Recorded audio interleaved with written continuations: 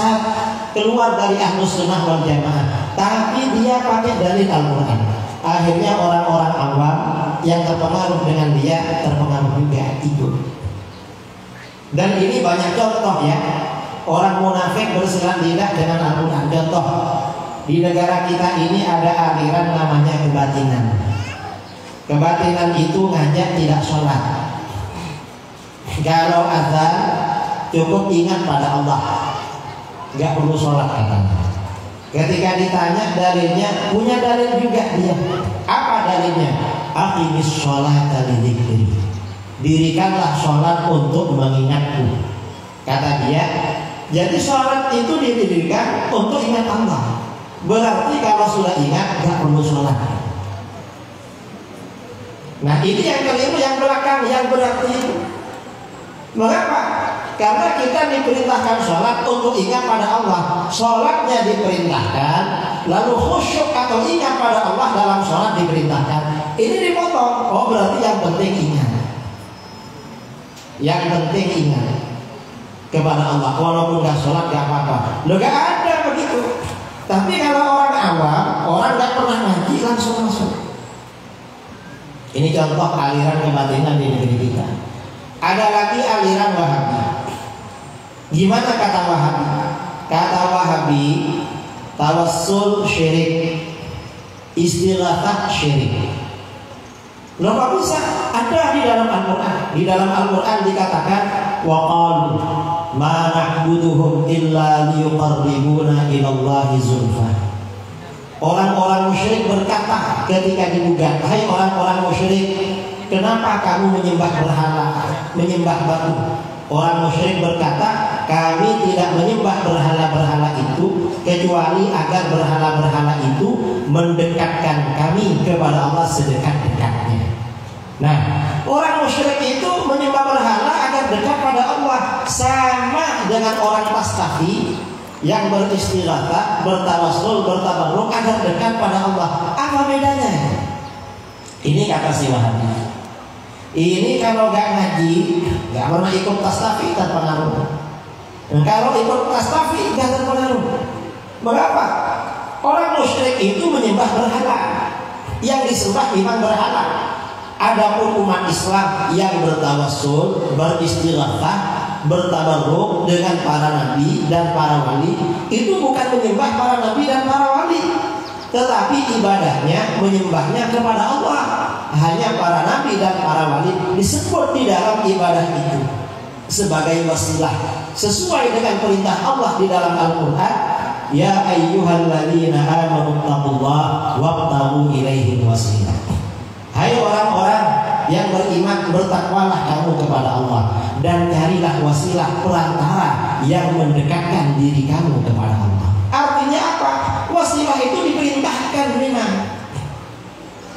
Perintah Al-Quran. Kita ini ketika bertawassul, bertabarruk, doanya kepada Allah.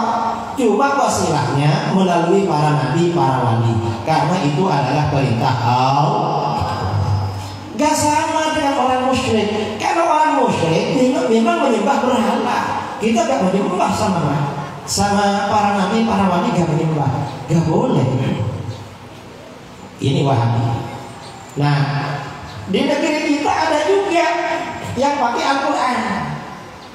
Ada ya sebagian aliran. Aliran ini berpandangan. Aliran ini punya pandangan bahwa Rasulullah itu punya sifat seperti Allah. Punya sifat seperti Allah. Kalau Allah itu wahdaniyah, Maha Esa, Kanjeng Nabi dibilang wahdaniyah juga, Ahad. Kalau Allah dibilang as-somad, Kanjeng Nabi dibilang as-somad juga. Lam yalid wa lam yulad. Dalilnya apa? Pakai Al-Quran, tapi disalahgunakan. Dasarnya apa? Pakai qul huwallahu ahad. Lalu huwahnya dikembalikan kepada Kanjeng Nabi. Itu gak boleh seperti itu. Gak boleh. Selain itu juga terpeleset melanggar akidah Ahlus Sunnah wal Jamaah. Gak sesuai. Karenanya para ulama kita ini membangun konsep akidah Ahlus Sunnah wal Jamaah sifat 20. Sifat 20 itu untuk menolak macam-macam, menolak Kristen, menolak Yahudi, ya menolak aliran-aliran sesat itu. Itu sifat 20. Karena aliran-aliran sesat yang ada di dalam Islam kadang sama dengan Yahudi, kadang sama dengan Kristen. Kalau yang Wahabi itu akidahnya mirip Yahudi. Kalau yang sufi-sufi yang radikal itu mirip Kristen. Mirip seperti itu. Itu berbeda dengan sifat 20. Ibu-ibu masih hafal sifat 20? Hafal? Mari baca bareng-bareng. Bismillahirrahmanirrahim. Wujud tidak baqa mukhalafatul hawadisi qiyamuhu binafsihi wahdaniyat qudrati radatil muhayat sama basar kalam qadiran muridan alikman hayyan samian basiran mutakalliman. Nah, mengapa para ulama kita membangun konsep sifat 20? Yang pertama, tujuan sifat 20 itu mengantarkan kita makrifat kepada Allah. Makrifat itu artinya apa? Artinya kenal pada Allah. Kita ini kalau kenal dengan orang, saya kenal dengan Tubul Paine, tahu orangnya, tahu keahliannya, tahu kesukaannya, tinggalnya di mana, pekerjaannya apa, itu kenal sama orang. Nah, kepada Allah kita ini wajib makrifat, wajib kenal. Sementara di dunia kita gak bisa melihat Allah. Maka makrifat kenal kepada Allah adalah melalui sifat-sifatnya, dan itu sifat 20. Yang kedua, sifat 20 ini juga merespon, menanggapi penyimpangan ajaran-ajaran di luar Islam, juga di luar Ahlus Sunnah wal Jamaah tentang ketuhanan. Tentang ketuhanan ditanggapi semua melalui sifat 20. Yang ketiga, mengapa kok 20? Kok bukan 30, bukan 15, bukan 17, atau bukan 25? Kata para ulama, sifat 20 ini batas kemampuan akal manusia dalam makrifat kepada Allah. Lebih dari 20 akal manusia gak mampu makrifat kepada Allah. Kita ini jangankan makrifat pada Allah, makrifat pada orang yang kita kenal, pengetahuan kita tentang seseorang yang kita kenal itu terbatas. Apalagi kepada Allah. Itu yang ketiga. Yang keempat, sifat 20 itu juga jawaban terhadap soal-soal yang mendasar tentang Allah. Kita ini kalau berkenalan dengan orang, pasti pertanyaannya dasar-dasar. Siapa namamu? Dari mana asalmu? Tinggal di mana sekarang? Kerja apa sekarang? Umur berapa sekarang? Itu kenalan dengan orang. Sifat 20 itu juga begitu.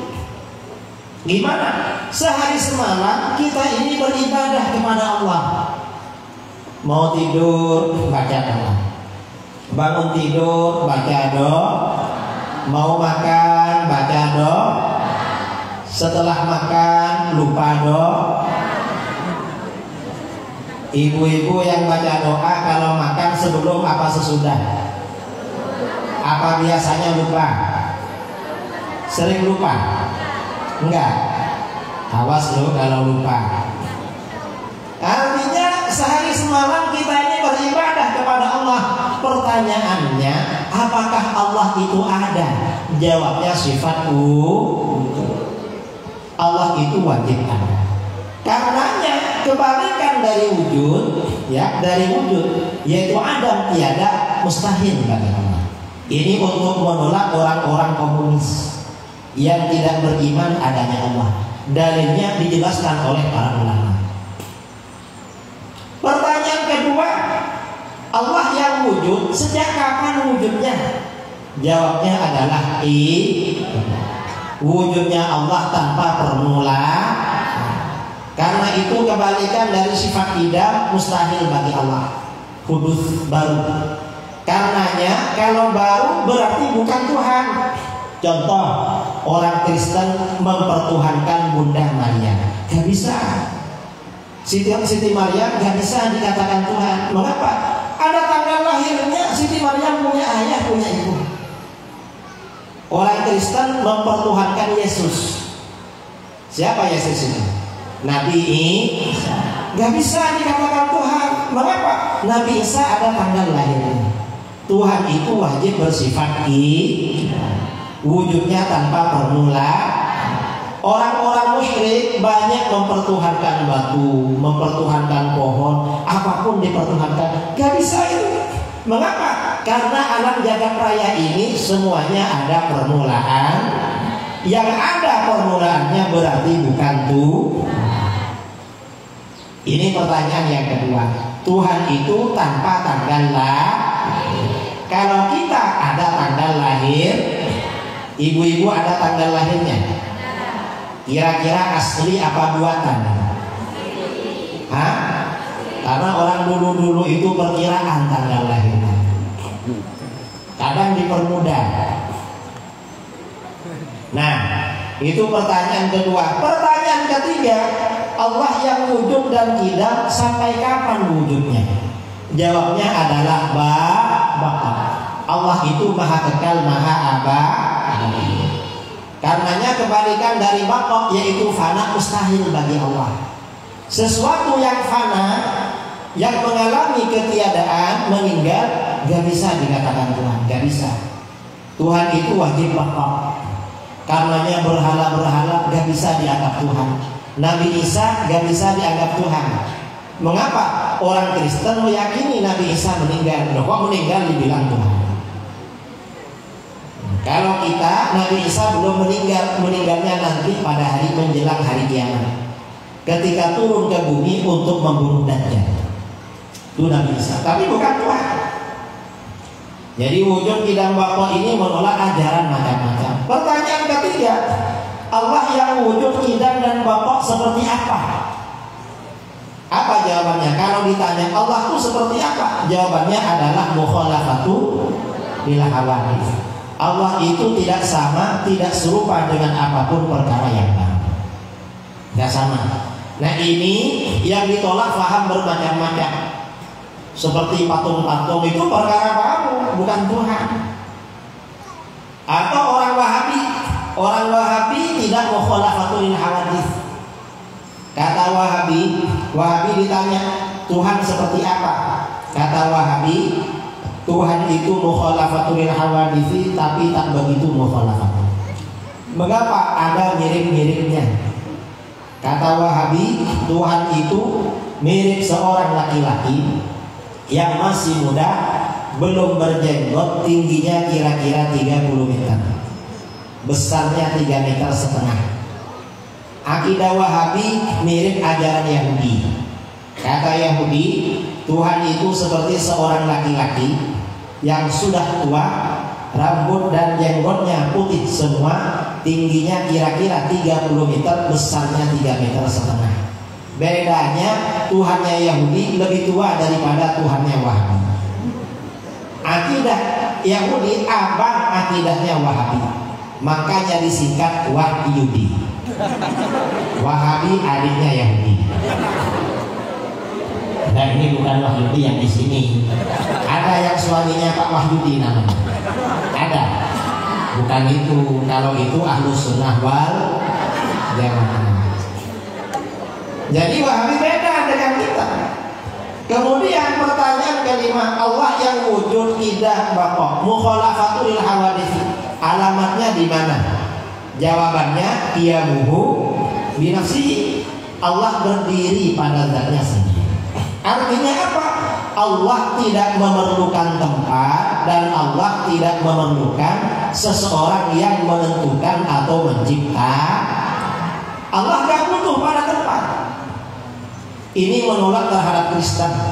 Kata Kristen, Tuhan itu bersemayam pada jasad Bunda Maria, bersemayam pada Tuhan Yesus. Gak betul, karena Tuhan itu tiyabuhu binafsihi. Termasuk sebagian kelompok yang mengatakan Tuhan bersemayam pada diri Rasulullah. Gak boleh itu ajaran Kristen. Hulul wal ittihad itu ajaran Kristen. Atau sebagian orang yang mengatakan Tuhan bersemayam pada badan seseorang. Gak boleh juga, karena Tuhan itu bukan benda, bukan sifat benda. Tuhan itu sifatnya tiyabuhu binafsihi. Atau ada yang mengatakan Tuhan bersemayam di hati orang beriman. Kalau bersemayam itu maksudnya bertempat, seperti air ada di dalam gelas, gak boleh itu. Ajaran seperti itu sesat itu. Kalau bersemayam maksudnya hati seorang yang beriman selalu ingat pada Allah, gak apa-apa seperti itu. Sama dengan orang bilang sama kekasihnya, kamu selalu bersemayam di hatiku. Misalnya, kan masa orangnya pindah ke dalam hati, kan enggak kan? Maksudnya dia itu menjadi bunga dalam taman hati kita, sehingga dalam hati kita selalu tercipta suasana keindahan. Kalau seperti itu maksudnya gak apa-apa. Tapi kalau bersemayam seperti air dalam gelas gak boleh. Ada di Aceh yang punya pikiran seperti itu? Ada. Ada kayaknya. Saat tadi malam ada yang tanya seperti itu. Ada. Kalau ada ya keliru itu, dikoreksi, dibenarkan. Ini namanya akidah Ahlus Sunnah wal Jamaah. Kemudian yang ketiga pokoknya kelompok-kelompok yang mengatakan bahwa Allah itu adalah, bahwa Nabi Muhammad adalah Allah, itu gak boleh itu. Gak boleh. Syirik itu namanya. Syirik. Kalau Nabi Muhammad dibilang Allah, syirik namanya. Itu bukan tauhid. Kemudian yang ketiga yang merobohkan Islam yang terakhir, kata Sayyidina Umar, wa hukmul a'immatil mudillin, produk hukum para pemimpin yang menyesatkan. Pemimpin apa? Ya pemimpin macam-macam. Kadang ada kiai, ada ulama, ada buya mengeluarkan hukumnya menyesatkan, diikuti oleh umatnya, jamaahnya, Islam menjadi roboh. Atau hukum itu misalnya kebijakan politik, ada partai politik mengeluarkan hukum gak sesuai dengan ajaran agama, maka bagaimana? Itu akan membuat Islam itu roboh. Karenanya para ulama di Aceh bikin partai baru. Betul. Dan beliau ini yang di samping saya ketua umumnya. Nah, ini ketua umum partai. Ketua umum partainya. Mengapa? Untuk menjaga agar produk hukum yang dikeluarkan oleh pemimpin di Aceh nanti sesuai dengan ajaran Islam. Karena kalau nggak sesuai, agamanya menjadi roboh. Na'udzubillah min. Saya kira itu karena tadi beliau minta saya ceramah 30 menit saja. Karena setelah itu diisi tanya jawab. Saya gak perlu lama-lama. Para ibu-ibu muslimah boleh bertanya apa saja, tapi jangan terlalu bebas. Kalau persoalan rumah tangganya jangan tanya di sini. Atau yang terlalu privasi jangan tanya. Saya pernah ngisi di Malaysia, pesertanya emak-emak. Ini kan ibu-ibu kan emak-emak rata-rata. Selesai ceramah, sesi tanya jawab, langsung maju gantian. Apa? Pak Kiai, saya sudah lama sakit kaki. Gimana biar sembuh? Akhirnya, ya dah, kamu duduk lagi. Saya pinggang sakit lama sekali, sembuh-sembuh. Kalau itu bukan Pak Kiai yang menjawabnya. Nanti ada jawaban khusus ya. Saya kira itu waktu saya kembalikan kepada MC untuk memimpin jalannya sesi tanya jawab. Dari saya, Assalamualaikum warahmatullahi wabarakatuh.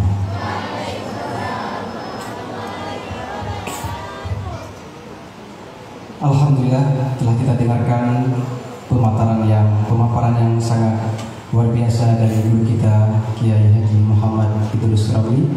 Dan sebelum kita memasuki sesi tanya jawab, mari sama-sama kita dengarkan lantunan zikir dari santri Dayah Markas Al-Islah Al-Aziziyah.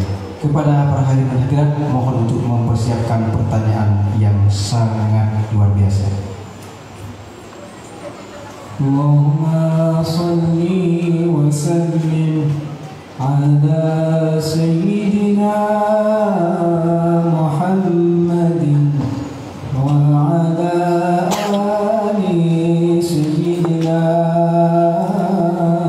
Muhammad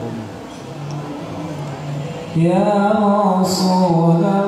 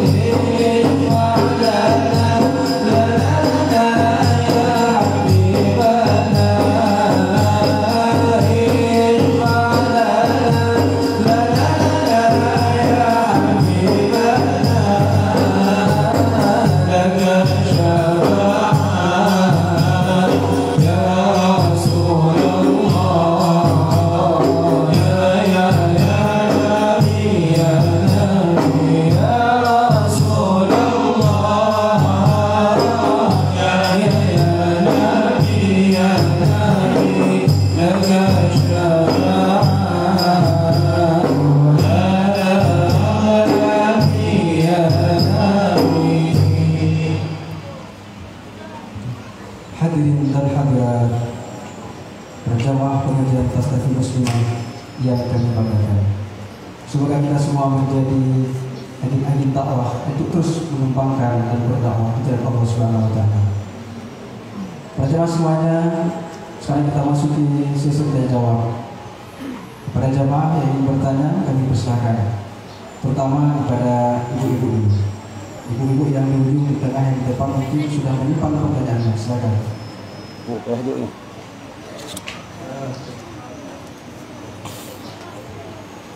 Ibu-ibu biasanya lebih banyak pertanyaannya.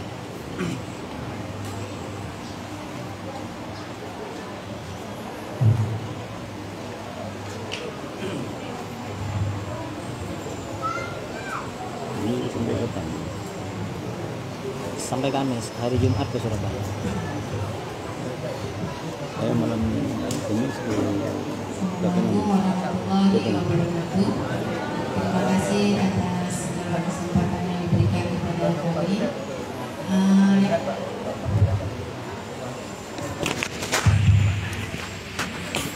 Nggak dengar ya? Benar. Lu Bu, lu. Habis baterai. Punya kamu? Ya Bu, silakan dilanjutkan. Ya, begini pertanyaan saya. Sebelumnya saya mohon maaf ya Pak Kiai, saya ini masih sangat-sangat ingin sekali masalah ilmu tentang tauhid. Jadi yang menjadi pertanyaan saya begini Pak Ustaz, Pak Kiai, bagaimana kita berkeyakinan itu akan segala sesuatunya itu semuanya itu memang karena Allah Subhanahu wa taala. Ya kan? Saat kita berkata atau ada terlintas dalam pikiran dan hati kita itu bahwa ini semua karena Allah Subhanahu wa taala. Jadi bagaimana kiainya Pak Kiai, jangan sampai kita salah gitu. Saat kita mengingat Allah itu, saat posisi kita seperti itu, lintasan kita kepada Allah itu bagaimana Pak Kiai?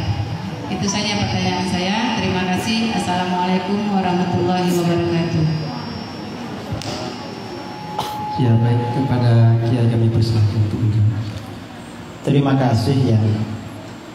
Kalau tiap-tiap agar hati kita ini selalu pasrah kepada Allah, selalu berserah diri kepada Allah, selalu menerima apa adanya.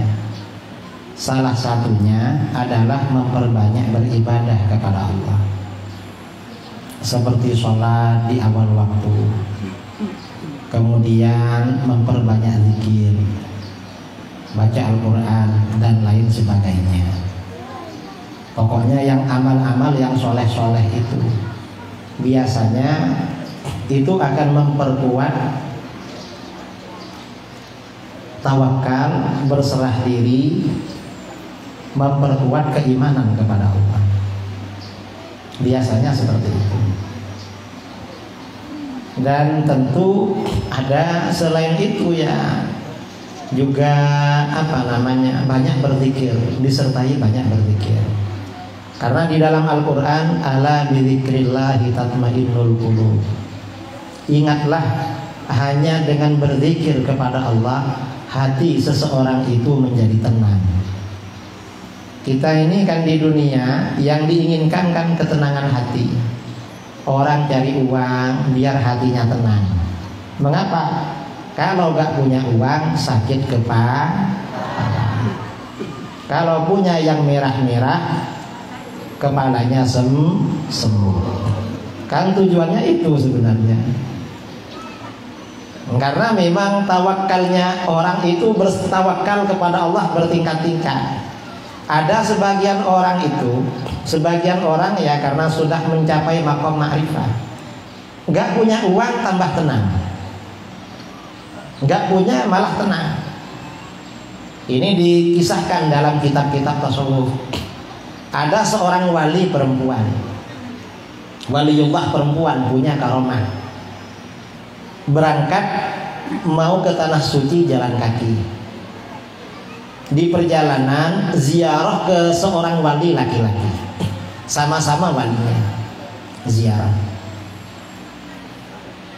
Ketika mau berangkat sama yang wali laki-laki dikasih uang 1 kantong.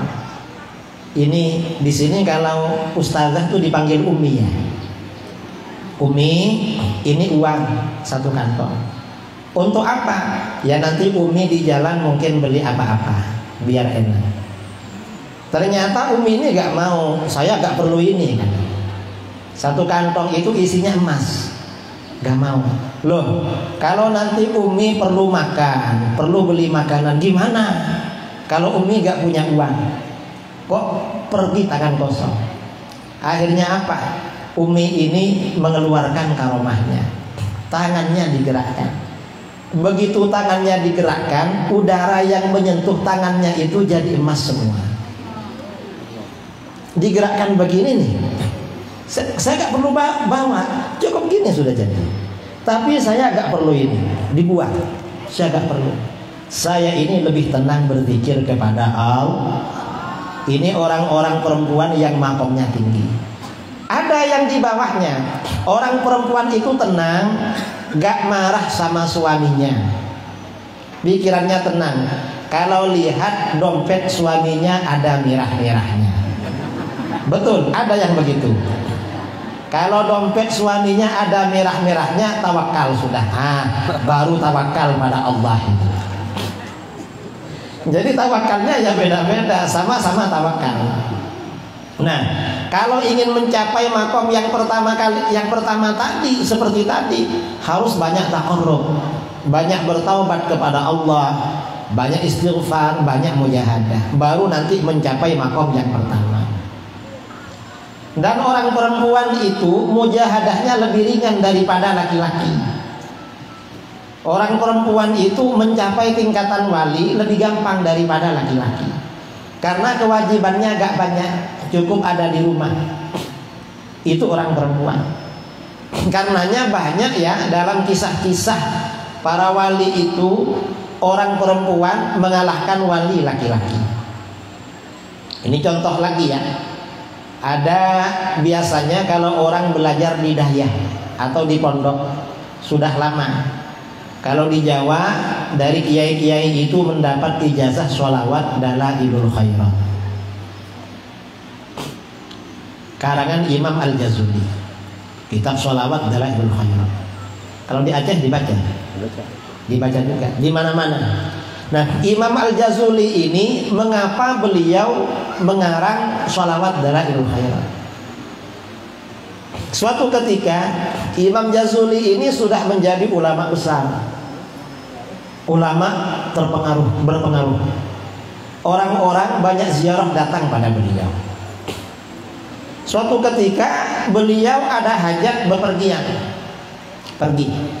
Di perjalanan karena masuk waktu sholat, singgah pada satu masjid, mau sholat. Karena gak punya wudhu, cari sumur. Tidak jauh dari masjid itu ada sumur, mau ambil wudhu. Begitu sampai di sumur, ternyata airnya dalam. Sementara sumurnya gak ada timba, gak ada tali. Akhirnya apa? Imam Jazuli bingung, kesana kemari mencari timba, mencari tali, gak nemu. Di tengah kebingungan itu ada anak perempuan masih remaja, mungkin hampir balik atau baru balik. Anak perempuan itu memanggil Imam Jazuli, Abu macam bingung, Abu cari apa? Saya cari timba, cari tali. Untuk apa Abu? Saya mau berwudu, ambil air di sumur. Sini Abu, saya bantu. Imam Jazuli dipanggil sama anak perempuan itu, diajak ke atas sumur. Sampai di atas sumur, anak perempuan itu lalu panggil air sumur. Air sumur, ayo naik ke atas. Ini ada Abu, ulama besar mau berwudu. Dipanggil begitu, air itu tiba-tiba naik sampai akhirnya meluap. Imam Jazuli berwudu, terkejut beliau. Ini masih anak-anak perempuan lagi bisa panggil air. Saya ini cari timba, cari tali, kebingungan.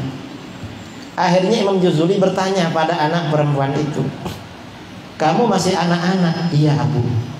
Apa amalannya kok bisa panggil air? Gak sembarang orang bisa panggil air. Kata anak perempuan itu, Abu, saya ini walaupun anak-anak gak pernah berhenti baca sholawat. Beliau itu memang selalu baca sholawat terus. Orang yang selalu baca sholawat, jangankan orang, air aja bisa dipanggil. Air loh bisa dipanggil, apalagi cuma orang. Kan ibu-ibu ini kan gak ada kerjanya, cuma di rumah kan, banyak baca sholawat. Insyaallah nanti hatinya tenang. Itu diantara ya, artinya apa? Perempuan ini lebih mudah memang, karena kewajibannya agak sebanyak laki-laki. Lebih mudah untuk memperoleh tawakal, hati yang tenang lebih mudah daripada perempuan, daripada laki-laki. Itu perempuan. Wallahu a'lam. Mungkin ada lagi. Ya, kita persilakan penanya berikutnya. Silakan dari ibu-ibu dulu. Assalamualaikum warahmatullahi wabarakatuh. Kiai yang kami muliakan, terima kasih atas kesempatannya dan kesempatan bertanya kepada Kiai langsung. Sesuai dengan judul pengajian kita, Tastafi. Jadi Kiai, ada yang dalam sebuah hadis kalau nggak salah, barang siapa yang lebih mengutamakan syariat tinggal tasawufnya, berarti dia fasik atau zindek, saya lupa Pak Kiai. Sebaliknya kalau dia mengambil hanya tasawuf tinggal fiqahnya, berarti dia fasik. Yang jadi pertanyaan saya, bagaimana menurut Pak Kiai kalau kira-kira atau memang sering terjadi dan diri sendiri mungkin itu banyak kita ngambil fiqahnya tanpa sadar tasawufnya tidak ada, atau malah ada belajar tasawuf dari pengalamannya, pengamalan sehari-harinya enggak ada. Nah, itu bagaimana? Kemudian kedua, yang termasuk zindik, bagaimana golongan zindik? Itu saja, syukuran jazilan. Assalamualaikum warahmatullahi wabarakatuh. Terima kasih ya. Itu diambil dari riwayat Imam Malik, perkataan Imam Malik. Imam Malik berkata, "Man tafaqqaha wa lam yatasawwaf tafassaqa." Siapa yang mengambil hukum-hukum yang ada di fikih saja dan tidak dipadukan dengan tasawuf, maka akan menjadi fasik. Mengapa? Karena kalau menurut hukum-hukum fikih, yang nggak boleh bisa dibolehkan, bisa boleh, nanti akhirnya fasik. Kalau cuma fikih saja, nggak ada tasawufnya. Contoh rajin sholat, nggak ada tasawufnya. Karena fikih ini, kalau secara fikih, sholat itu pokoknya syarat rukunnya terpenuhi, ya sudah selesai. Tapi kalau tasawuf itu memperindah sholat. Apa yang diperindah? Niatnya ketika sholat, kemudian apa saja yang harus direnungkan di dalam sholat, itu bidangnya tasawuf. Kalau hanya fikih saja menjadi fasik. Wa man tasawwafa wa lam yatafaqqah faqad tazadda. Kalau orang itu hanya mengambil tasawuf saja lalu tidak mengambil fikih, maka menjadi zindik. Zindik itu artinya apa? Kalau bahasa dulu itu munafik. Mengapa? Dia alasannya tasawuf tapi syariat gak diamalkan. Syariatnya gak ada, cuma tasawuf aja. Yang penting hatinya baik walaupun gak sholat, ya zindik akhirnya. Karena tasawuf itu untuk membersihkan hati. Dia pikir yang penting hati gak hasud, gak iri pada orang. Gak bisa seperti itu. Karena tasawuf dengan fikih itu harus beriringan. Kemudian kata Imam Malik, wa man tasawwafa wa tafaqqaha faqad tahaqqaq. Barang siapa yang bertasawuf juga mengamalkan fikih syariat, maka dia benar-benar hakikat, benar-benar mengamalkan ajaran Islam yang murni. Karena nyata tastafi itu lengkap, tasawuf, kemudian tauhid, fikih, ketiga-tiganya dipadukan menjadi satu. Kalau dipadukan menjadi satu, ini yang namanya ajaran Islam yang sempurna, disebut dengan ahlus sunnah wal jamaah. Jadi seperti itu. Ada lagi? Belakang. Iya. Kita persilakan kepada penanya berikutnya yang di belakang.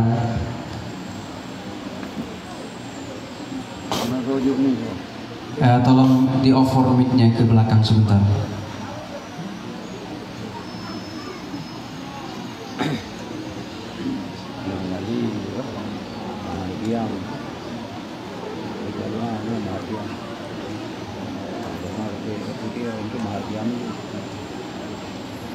Assalamualaikum warahmatullahi wabarakatuh. Waalaikumsalam warahmatullahi wabarakatuh. Saya ingin bertanya, apabila Wahabi bertanya kepada kita, apa yang mesti kita jawab bila bertanya apakah Maulid Nabi merupakan ketaatan atau maksiat? Yang kedua, apakah Nabi mengetahui ketaatan tersebut atau tidak mengetahui? Yang ketiga, bila Nabi mengetahuinya, maka apakah Nabi menyampaikan soal itu atau tidak?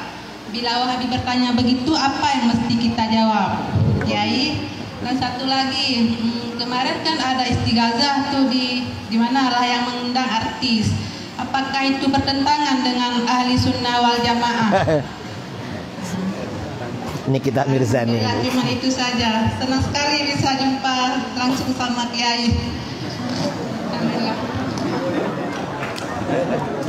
Ini berarti penggemar ini.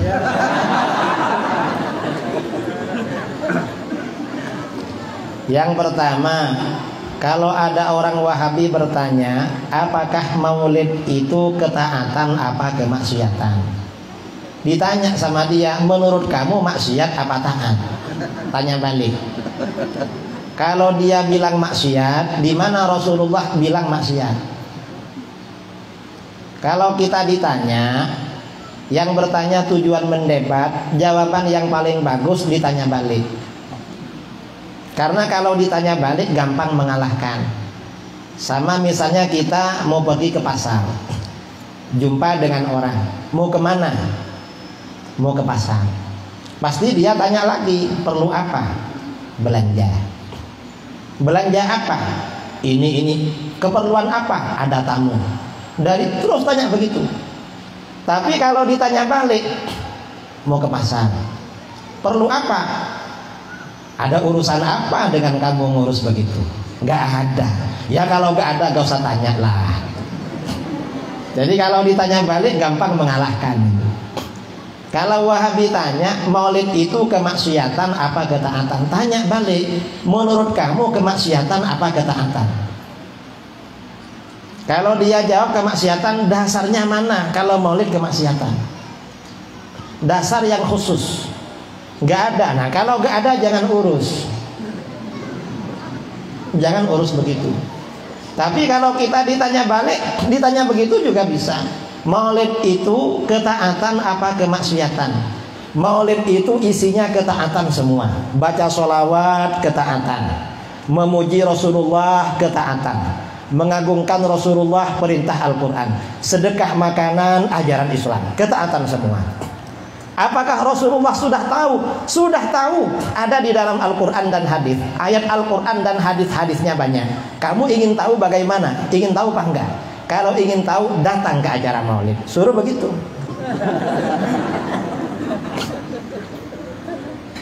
Enggak, Rasulullah dikira gak tahu. Rasulullah itu tahu semua saudara. Yang kita lakukan sekarang Rasulullah tahu. Kok dikira gak tahu? Yang gak tahu itu kamu, bukan Rasulullah. Harus begitu.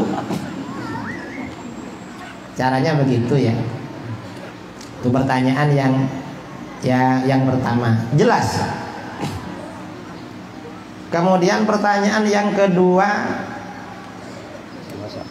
istighatsah. Kemarin ada istighatsah, ngundang siapa itu? Si Gondrong, si Pak Miftah ya. Pak Miftah sama artis Nikita Mirzani. Apakah itu termasuk bid'ah? Itu termasuk bid'ah. Karena gak boleh seperti itu. Jadi memang ya, termasuk tanda-tandanya kiamat antur fa'al ashrar. orang-orang yang buruk, orang-orang yang perbuatannya jelek diangkat-angkat ada di depan dalam acara-acara keagamaan. Itu tanda kiamat. Jangan diikuti. Tastafi kalau bikin istighatsah, bikin maulid, gak perlu mengundang artis. Cukup undang Tubul Kaini. Karena beliau artis kita di sini.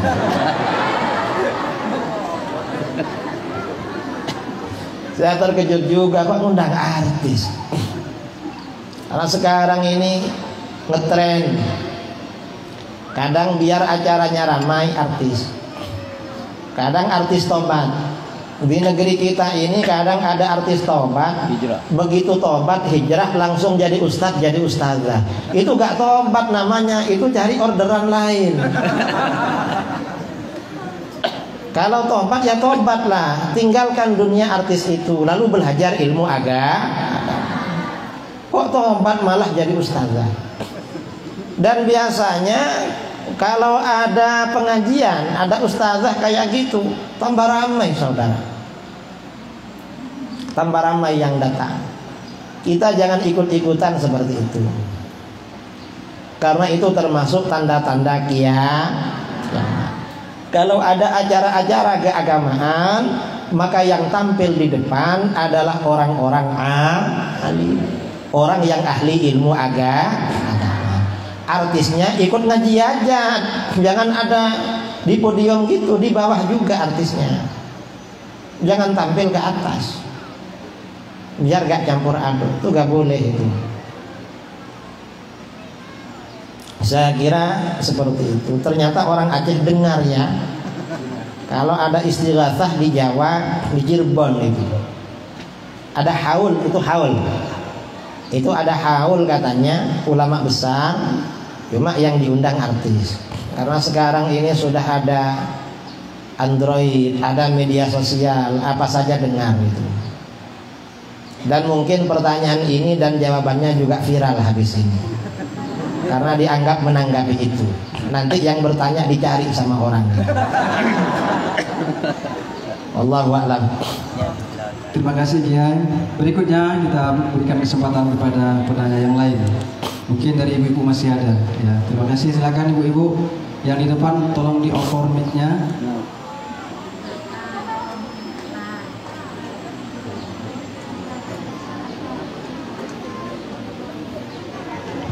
Assalamualaikum warahmatullahi wabarakatuh. Waalaikumsalam. Saya mau kedupin tadi pertanyaan. Begitu banyak gempuran akidah, kesesatan akidah di Indonesia khususnya. Yang saya ingin tanyakan, bagaimana kita tahu Bapak pesantren apa yang sesat dan tidak, supaya kita mengantar anak-anak kita tidak khawatir. Dan sebagai kami, sebagai ibu rumah tangga, apa yang harus kami lakukan kepada anak-anak kami untuk pemahaman akidah di rumah yang secara sederhana, pemahaman sederhana kepada anak-anak supaya mereka tauhidnya itu benar, tidak gampang terpengaruh dengan ada yang pemahaman-pemahaman yang lain seperti Wahabi misalnya. Cuma itu Tengku. Assalamualaikum warahmatullahi wabarakatuh. Makasih ya, saya dipanggil Tengku gak apa-apa. Siapa tahu dapat istri orang Aceh. Coba. Ada, coba. Biar dipanggil Tengku juga. Yang pertama, kalau dulu yang namanya dayah atau pondok pesantren itu identik dengan ahlus sunnah wal jamaah. Kalau sekarang ini enggak saudara, Wahabi bikin pondok, kemudian Syiah bikin pondok, yang aliran lain bikin pondok. Yang aneh, Wahabi itu kalau bikin pondok dikasih nama Imam Syafi'i. Contohnya di mana? Di sini ya, di Banda Aceh.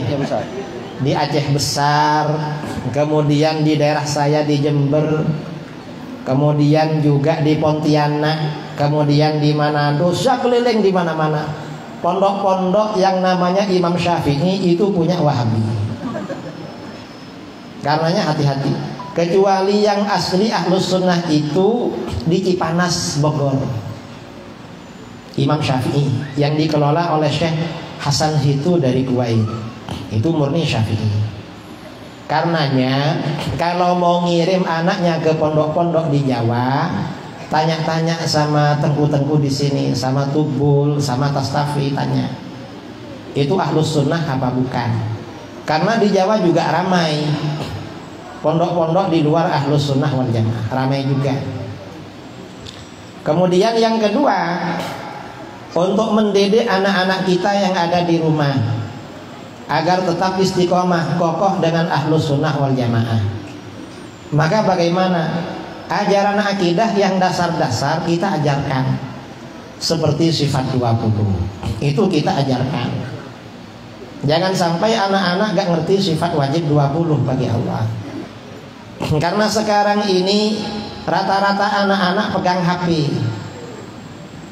Ibu-ibu anaknya punya HP semua? Punya?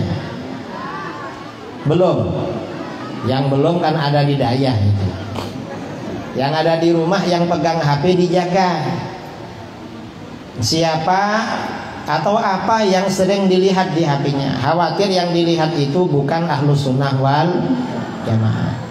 Karena orang-orang di luar Ahlus Sunnah juga banyak membuat konten di internet.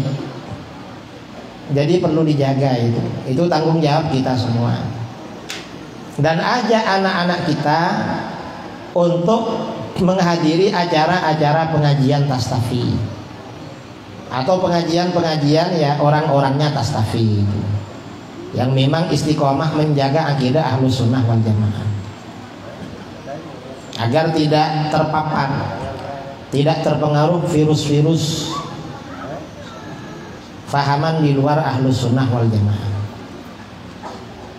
Ada lagi? Ya silahkan. Assalamualaikum warahmatullahi wabarakatuh. Waalaikumsalam warahmatullahi wabarakatuh. Ini singkat saja Pak Kiai, saya mau bertanya tentang Islam Nusantara. Islam Nusantara apakah bisa menyimpang dari akidah kita Ahlussunnah wal Jamaah? Terima kasih Pak Kiai. Assalamualaikum warahmatullahi wabarakatuh. Islam Nusantara yang sekarang ini lagi viral itu memang menyimpang dari Ahlus Sunnah wal Jamaah. Termasuk yang menyebarkan itu ketua NU yang baru. Itu termasuk tokoh Islam Nusantara. Apa ajarannya? Kata kelompok Islam Nusantara itu Islam yang baik. Islam Arab tidak baik. Enggak boleh seperti itu.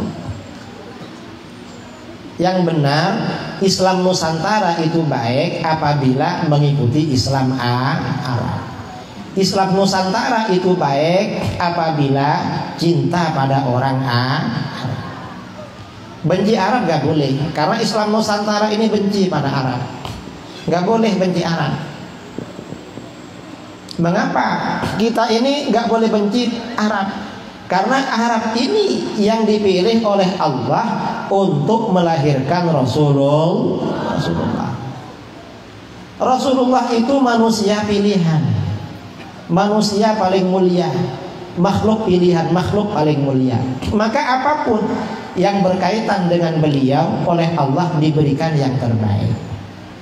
Orang tuanya orang tua terbaik, sukunya suku terbaik, suku Quraisy. Bangsanya juga bangsa terbaik, yaitu bangsa Arab. Itu pilihan saudara. Islam Nusantara ini mengajak benci Arab. Nggak boleh benci Arab itu, nggak boleh. Kalau Arab itu nakal-nakal, Arab itu yang nakal-nakal ada di negara kita, yang nakal banyak juga. Tapi yang baik-baik kan banyak juga di Arab. Secara pukul rata, yang namanya suku bangsa itu semuanya sama. Ada yang baik, ada yang nakal. Kita ini pukul rata secara umum. Cuma secara umum orang baik itu lebih baik, orang Arab lebih baik daripada orang di luar Arab. Karena mereka yang dipilih oleh Allah untuk melahirkan Rasulullah. Islam Nusantara itu benci pada Arab. Dan benci pada Arab itu termasuk nifak. Bughdul Arab nifak dalam hadis. Benci orang Arab itu termasuk kemunafikan. Dan Islam Nusantara ini diantara ajarannya, orang Arab dibilang kadrun. Apa kadrun itu? Kadal gurun. Gak boleh orang memaki-maki Arab kalau secara mutlak hukumnya murtad, kafir. Mengapa? Karena Rasulullah pasti kena. Kalau memaki-maki Arab tidak mutlak, tapi orang Arab yang sekarang hukumnya dosa besar, fasik. Mengapa? Karena sekarang orang Arab yang soleh-soleh banyak. Berarti yang soleh kena juga. Islam itu bukan agama memaki-maki. Islam itu bukan agama melecehkan, tetapi Islam itu agama bersih. Islam itu agama yang meninggikan nilai-nilai akhlakul karimah. Itu Islam. Jadi hati-hati dengan kelompok Islam Nusantara. Islam Nusantara ini disingkat menjadi INUS, atau aliran Nusantara disingkat dengan A. Jadi gak boleh ikut itu. Insya Allah di Aceh gak ada itu. Ya, terima kasih Kiai. Masih kita berikan kesempatan kepada jemaah untuk mengajukan pertanyaan. Mungkin dari ibu-ibu kalau masih ada, kita berikan kesempatan. Kalau tidak ada lagi, kita berikan kesempatan kepada yang guru-guru kita yang ada di depan. Bagi guru kita yang ingin bertanya, kami berikan kesempatan. Sudah habis. Baik Kiai, berikutnya akan kami bacakan pertanyaan yang masuk via WA. Yang pertama Kiai, Assalamualaikum Kiai. Semoga Allah Subhanahu wa taala selalu melimpahkan sehat walafiat kepada Kiai dan kepada tubuh Kiai ini. Ada pertanyaan Kiai, bagaimana kita mengenali ciri-ciri aliran sesat? Apakah dari jenggotnya atau dari celana cingkrangnya atau dari bagaimana Kiai yang sebenarnya dapat kita mengenali ciri-ciri aliran sesat yang menyimpang dari Ahlussunnah wal Jamaah? Terima kasih Kiai. Di dalam hadis Rasulullah SAW bersabda, "Innahu may ya'ish ba'di fasayara ikhtilafan katsira." Sesungguhnya siapa yang hidup sepeninggalku, orang yang hidup setelah Rasulullah wafat, akan melihat banyak pendapat yang berbeda-beda, pendapat bermacam-macam. Kalau Rasulullah masih hidup gampang, tinggal tanya pada beliau, Rasulullah ini benar apa enggak. Kalau Rasulullah sudah wafat, maka bagaimana cara mengetahui suatu pendapat aliran itu sesat, menyimpang apa enggak? Maka dalam hadis ini Rasulullah SAW menyampaikan kaidah, fa'alaikum bisunnati wa sunnatil khulafair rasyidin al-mahdiyyin min ba'di. Nah, kalau terjadi perbedaan pendapat, maka berpeganglah dengan ajaranku, dengan sunnahku dan sunnah khulafaur rasyidin. Kalau ada pendapat yang aneh-aneh, ditanya kepada para tengku, ditanya kepada para abu, pendapat ini sesuai dengan Ahlus Sunnah wal Jamaah apa enggak? Sunnahku dan sunnah khulafaur rasyidin itu namanya yang disebut dengan Ahlus Sunnah wal Jamaah. Karena sunnah itu sunnah Rasul, jamaah itu maksudnya jamaatus sahabat, ajaran para sahabat yang dipimpin oleh khulafaur rasyidin. Nah, kalau bertentangan dengan ajaran Nabi dan ajaran khulafaur rasyidin, maka berarti itu namanya ajaran sesat. Jadi itu kaidahnya, tolok ukurnya. Kita gak boleh mengukur sendiri, menimbang sendiri, gak boleh. Kalau kita, maka mengikuti perintah Al-Quran, fas'alu ahlal dzikri in kuntum la ta'lamun. Bertanyalah kalian kepada ahli zikir. Siapa ahli zikir? Ahli zikir ini maksudnya para ulama yang mendalam ilmunya. Kalau ada apa-apa, tanyakan kepada para ulama, karena mereka yang mengetahui itu. Tentunya di sini tidak sembarang ulama. Yang kita tanya adalah para ulama Ahlus Sunnah wal Jamaah. Jadi begitu.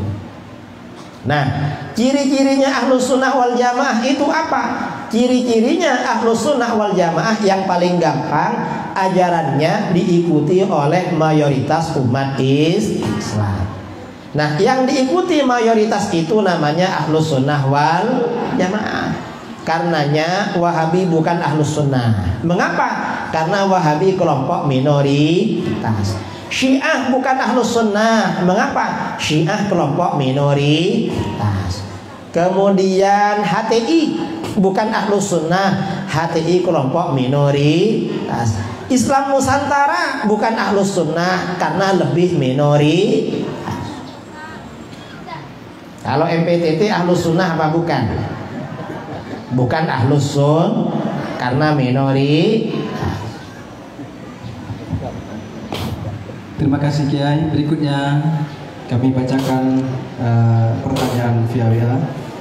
Belakangan ini kita sering dihebohkan dengan isu-isu Islam moderasi atau moderasi Islam.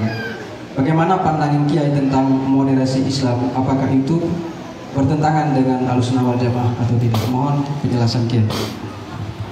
Moderasi Islam itu kalau bahasa Arabnya al-Islam al-wasati, Islam yang moderat.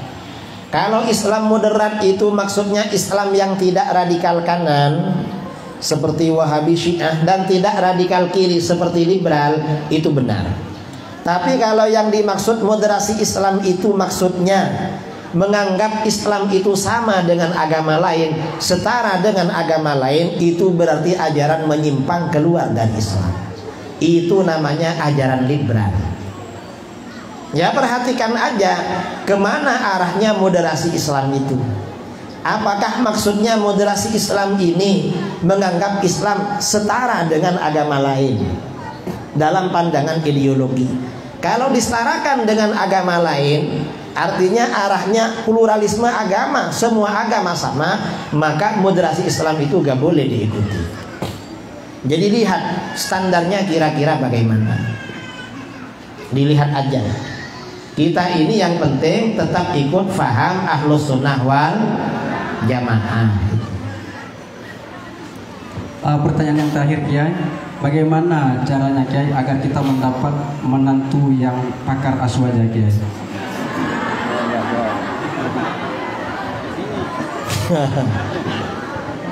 Ya cari yang ada di daerah atau ada di pondok, yang pondoknya lama, atau yang sudah jadi tengku, jadi kiai itu boleh juga itu.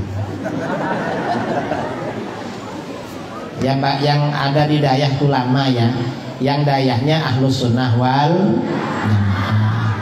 Banyak berdoa pada Allah, mudah-mudahan dapat menantu orang soleh, dapat menantu orang yang solehah, dapat suami yang soleh. Amin Allahumma. Ya banyak berdoalah kepada Allah, karena suami istri itu urusan takdir. Mudah-mudahan hajatnya dimudahkan oleh Allah. Amin Allahumma. Karena tadi ini pertanyaan terakhir, maka dari saya selaku pembicara dan narasumber, kurang lebihnya mohon maaf yang sebesar-besarnya. Assalamualaikum warahmatullahi wabarakatuh. Terima kasih Kiai yang telah menjawab pertanyaan satu demi satu dengan sangat jelas dan sangat akurat.